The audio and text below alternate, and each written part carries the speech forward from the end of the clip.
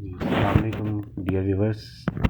अच्छा, पिछले लेक्चर में मैंने आपको बताया था अकाउंटिंग की बेसिक्स का, अकाउंटिंग है क्या, उसमें आपको बताया था जी जनरल एंट्रीज पास करना सिखाएंगे जी, किस तरह जनरल एंट्रीज होती है। तो यार जनरल एंट्रीज के लिए सबसे पहले आपको ना पता होना चाहिए कि जी जनरल एंट्री होती क्या है। ठीक है, जनरल एंट्री का पता होगा तो ही आगे इसको पास कर सकेंगे। ठीक है, तो पहले एंट्री ही समझ लें। एंट्री क्या होती है? एंट्री जी आपने रिकॉर्डिंग और ट्रांजैक्शन, ठीक है जी, कंसर्न बुक ऑफ अकाउंट में करनी है तो वो बस एंट्री है। ठीक है, आगे आगे है जी आपकी जनरल एंट्री। अब जनरल एंट्री जो हमने बेसिक है जी, जनरल एंट्रीज क्या होती है? ठीक है, आपने एक ट्रांजैक्शन की, मैंने पिछले लेक्चर में ही बताया था। अच्छा, मैं अपने डिस्क्रिप्शन बॉक्स में साथ में उसमें अपना पिछले लेक्चर का लिंक भी दे दिया है, तो अगर आप वहाँ से देख लेंगे तो बेसिक भी समझ आ जाएगी। तो जी जनरल एंट्री पे आते हैं। जनरल एंट्री क्या होती है? रिकॉर्डिंग और transaction in a general is called general entry. ठीक है, आपने जर्नल में जो एंट्री को रिकॉर्ड करना है ना, ट्रांजैक्शन को रिकॉर्ड करना है, वो जनरल एंट्री होती है। अच्छा, सबसे पहले ना आपको मैं बता दूं कि जर्नल एंट्री पास करने के लिए पहले सबसे आपको जो डिस्क्रिप्शन हैं, कुछ चीज़ें हैं, उनकी आपको नेचर जो है ना वो मालूम होना बहुत ज़रूरी है। अगर आपको नेचर का नहीं पता होगा तो आप उसको किसी भी तरह से आप एंट्रीज नहीं कर सकते। अच्छा, सबसे पहले मैं आपको बता दूं कुछ चीज़ों की, आइटम्स की डिस्क्रिप्शंस के बारे में और उनकी नेचर्स के बारे में। जैसे अब आपकी परचेजेस हैं, ठीक है, आपकी जो परचेजेस होती हैं वो किस नेचर की होती हैं? आपकी परचेजेस होती हैं जनाब डेबिट नेचर की। ठीक है जी, आपने उसको क्या करना है जी, डेबिट करना होता है। आपकी सेल्स होती हैं, सेल्स आपकी किस नेचर की होती हैं? सेल्स आपकी होती हैं जी क्रेडिट नेचर की। ठीक है, ये मैं एक्सेल पे कर रहा हूँ, आप अपनी नोटबुक्स पे भी इस तरह नोट कर सकते हैं।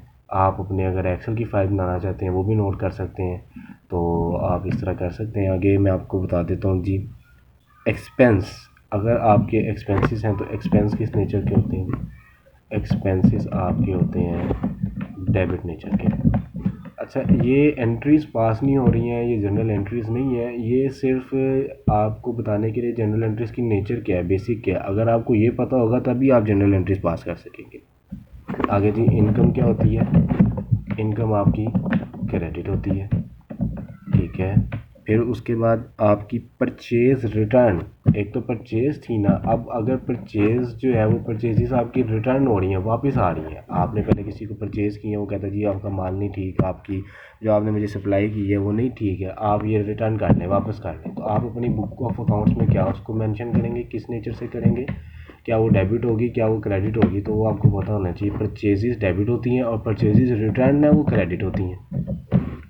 ठीक है, इसी तरह सेल्स भी रिटर्न हो सकती हैं। ठीक है, आपने किसी को सेल की हैं, आपने किसी से परचेज़ की हैं, आप कहते हैं जी वापस ले लो, आपका ये नहीं ठीक है काम, मैं इसको नहीं मानता, गलत निकल आया, चीज़ गलत निकले। अब आप सेल्स करते हैं, आप अगला बंदा आपको कहता है जी आपने जो सेल की थी वो नहीं सही है। ठीक है, तो आप अपनी बुक ऑफ अकाउंट्स में तो आपने ज़ाहिर है कि इंशो इसको मेंशन ज़रूर करना है, क्योंकि अकाउंटिंग हम कर किस लिए रहे हैं जी? बुक ऑफ अकाउंट्स, हमारी चीज़ें रिकॉर्ड ज़रूर होनी चाहिए, ये मैंने पिछले लेक्चर में अपने बताया था।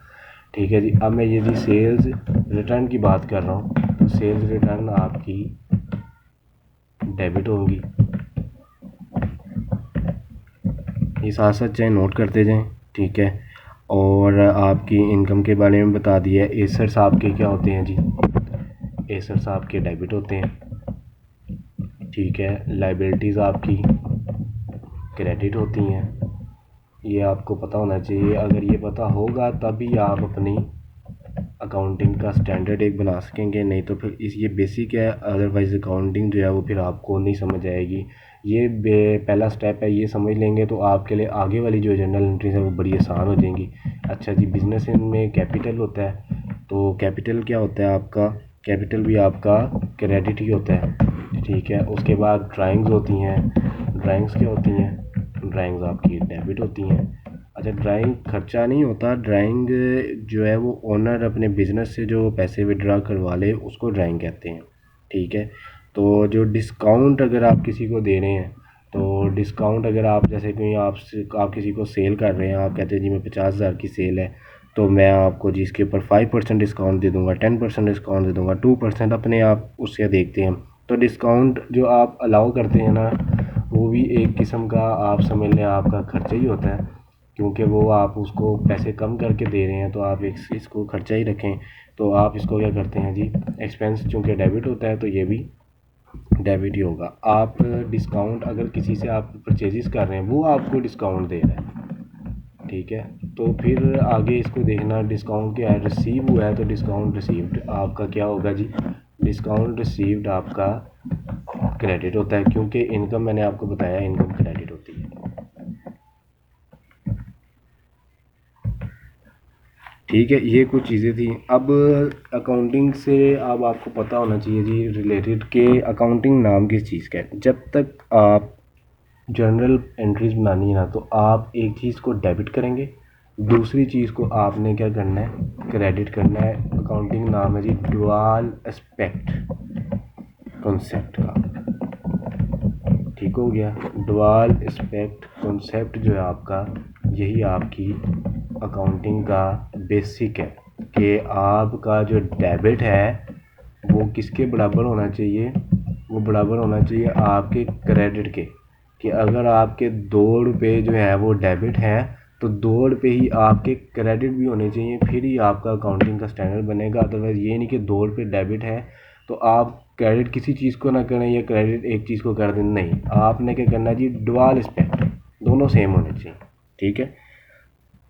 अब मैं आपको बता दूं कि अभी मैंने ऊपर बताया कि एक्सपेंसेस क्या होते हैं, डेबिट होते हैं, ठीक है, और मैंने इनकम का बताया क्रेडिट होती है, लेकिन इसकी कुछ सूरतें भी होती हैं। ये एक पॉइंट है, ये आप लाजमी नोट कर लीजिएगा, आपके बड़े ये काम आएगा, क्योंकि थोड़ा सा इसमें एक चीज़ है समझने वाली कि वो क्या है जी, एक्सपेंसेस जो आपके हैं और आपके एसेट्स, एक्सपेंसेस एंड एसेट्स अगर इंक्रीज़ हो रहे हैं, क्या हो रहे हैं भाई, इंक्रीज़ हो रहे हैं, एक्सपेंसेस एंड एसेट्स आपके अगर इंक्रीज़ होंगे, मैं फिर बता दूं कि अगर इंक्रीज़ होंगे, ये चीज़ आप चाहे नोट कर लें साथ, अगर इंक्रीज़ होंगे तो ही वो डेबिट होंगे। क्या होंगे, अगर एक्सपेंसेस और एसेट्स आपके इंक्रीज़ होंगे तब ही वो डेबिट होंगे। अगर एक्सपेंसेस और एसेट्स आपके डिक्रीज़ होंगे तो फिर क्या होगा जी, क्रेडिट होंगे, ठीक है। एक्सपेंसेस और एसेट्स आपके क्या होंगे जी, डिक्रीज़, कम हो रहे हैं। अगर आपके एसेट्स, आपने कोई एसेट बेच दिया है तो इसका मतलब ये वो कमी हो गई उसमें, तो फिर क्या होगा, क्रेडिट होगा, ठीक है। इसी तरह आपकी इनकम पे आ जाए, इनकम का मैंने आपको बताया था कि इनकम आपकी क्या है जी, कि क्रेडिट होगी, डेबिट होगी, क्या होगी, ऊपर आप उसमें से आराम से देख सकते हैं कि इनकम आपकी क्रेडिट होगी। तो इनकम का भी वही है, इनकम एंड मैंने आपको क्या बताया था, लाइबिलिटीज़, इनकम एंड लाइबिलिटीज़ के बारे में बताया था कि इनकम एंड लाइबिलिटीज़ आपकी अगर इंक्रीज़ होंगी, साथ साथ एक्सेल का हैंड देते हैं तो कंट्रोल सी से कॉपी करते हैं, अगर एक्सेल पे आप नोट कर रहे हैं तो कंट्रोल वी से पेस्ट करते हैं, अगर आप नोटबुक पे कर रहे हैं तो फिर आप अपने हाथ से लिख लें, ठीक है। तो इनकम एंड लाइबिलिटीज़ आपकी इंक्रीज़ होंगी तो फिर क्या होगा, फिर क्रेडिट होगा, ठीक है। एसेट अगर बढ़े, इनकम एसेट अगर बढ़ेगा तो डेबिट होगा, एसेट अगर कम होगा तो क्रेडिट होगा, इनकम एंड लाइबिलिटीज़ अगर इंक्रीज़ होंगी तो क्रेडिट होंगी, ठीक है। इसी तरह आपकी इनकम एंड लाइबिलिटीज़ अगर डिक्रीज़ होती हैं तो फिर डेबिट कर देना आपने। ये कुछ असूल थे इसके समझने के लिए, जनरल एंट्रीज़ के लिए ये बहुत लाजमी है। अगले लेक्चर में मैं आपको इंशाल्लाह ताला बताऊंगा कि जनरल एंट्रीज़ कैसे करते हैं, फिर जनरल एंट्रीज़ के आगे हमारी अकाउंटिंग इंशाल्लाह ताला चलती रहेगी। वीडियो को लाजमी पूरा देखें। आने वाली न्यू अपडेट के लिए बेल आइकन पर क्लिक कर दें, और अगर अभी तक मेरे चैनल को सब्सक्राइब नहीं किया तो सब्सक्राइब के बटन पर क्लिक कर दें।